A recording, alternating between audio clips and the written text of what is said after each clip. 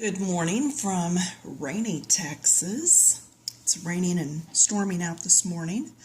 Very unusual for us. It's usually just hot and dry, but we have lakes that were empty a year and a half ago that are totally full now. Anyway, coloring. This is going to be tips. Not really a lot of coloring, but it's to do with coloring. So I was doing this page and I thought, this right here. Is that another petal coming out, or is it a leaf? And I know a lot of ladies have said, what if I don't know if it's a petal or a leaf? You know what? Color it. If you color it blue, it's a petal. If you color it green, it's a leaf. I figure I'm going to do that one green. And when I pull this page over, because the book I'm doing this out of has 2 of every page, I did not run this off. Here is that same one, and there evidently I thought it was a leaf. So still the same thought. I'm still thinking it's a leaf. But yeah, this is it's from this book. This is a Dover brand book, and they do not tell you this, but a lot of their books have 2 of every picture. So I wasn't thrilled with that, but if you've followed along with me for very long on this Coloring Books Keep It Clean site, you've noticed that I even did the lilies in 2 different colors. So on the pages that I really love, it's been a good thing. Okay, tip number 2. So tip number 1 was, if it's green, it's going to be a leaf. If it's blue, then it's a flower. And the eye is going to fix that. Anybody that says, oh no, you did that the wrong, you know what? They're looking too close.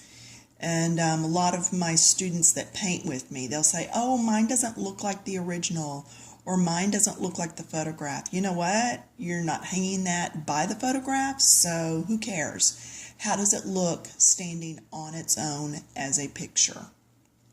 That's how you're going to judge things. Tip number 2.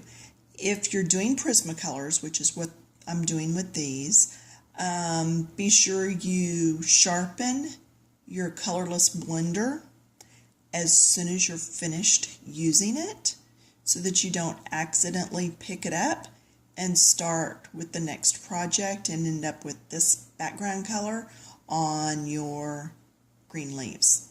So now that I'm finished with my background, this will go to the pencil sharpener even before I put it away.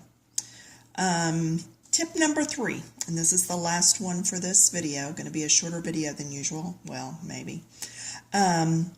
Let's pretend these are both black.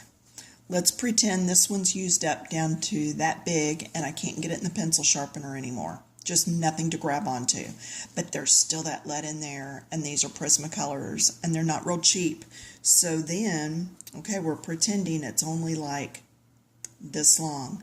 You take glue, put right there.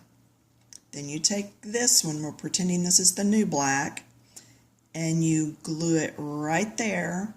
Make sure it's a good strong glue. You can do a possibly a wood glue, or a dab of E6000, or a super glue.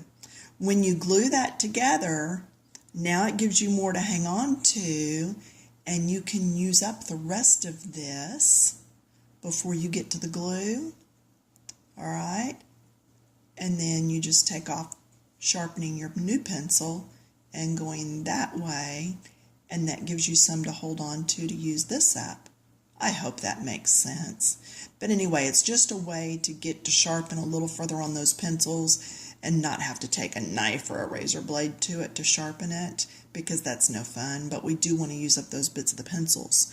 So yeah, just glue opposite ends together, and then you can keep sticking it through the pencil sharpener for a little while longer.